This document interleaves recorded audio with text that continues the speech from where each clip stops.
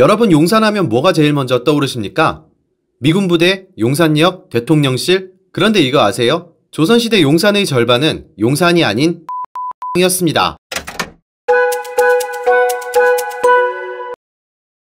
서울특별시 용산구는 조선시대 숭례문 바깥지역, 즉 한양 도선박 십리, 지금 기준으로는 약 4km까지를 일컫는 성저 십리 지역이었는데요. 조선시대 용산은 조선 한성부 남부 11방 가운데 지금의 용산구 이태원동과 동빙고동, 후암동, 서빙고동, 용산동 사가 지역을 일컫는 둔지방과 현재의 마포대교 인근과 마포구 공덕동, 신공덕동, 염리동, 도화동, 서대문구 대연동, 용산구 이촌동과 효창동, 원효로 등이 자리한 용산방으로 나뉘어 있었습니다. 이처럼 조선시대 용산의 절반은 용산이 아닌 둔지방이라는 별도의 지역이었는데요.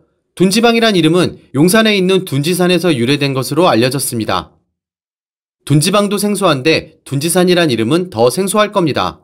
여기엔 특별한 이유가 있는데요. 현재 미군기지와 용산 대통령실, 국방부 등 국가 중요시설이 둔지산에 위치해 사실상 1950년대부터 일반인 접근이 차단되었기 때문입니다.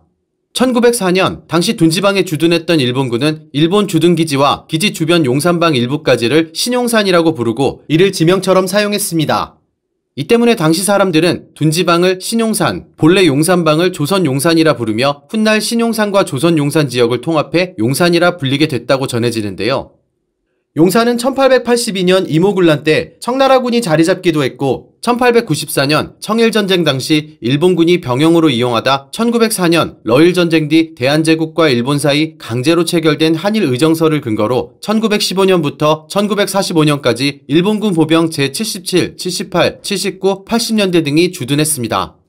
광복 이후 용산은 일본군이 주둔하던 자리에 다시 미군이 캠프 서빙고를 조성하고 1953년 8월 동숭동에 있던 미 8군 사령부가 이전해오면서 유엔군 사령부, 한미연합군 사령부, 주한미군 사령부, 대한민국 국방부와 합참본부가 모두 용산에 설치되며 명실공히 용산은 우리나라 국방의 중심지로 자리 잡습니다.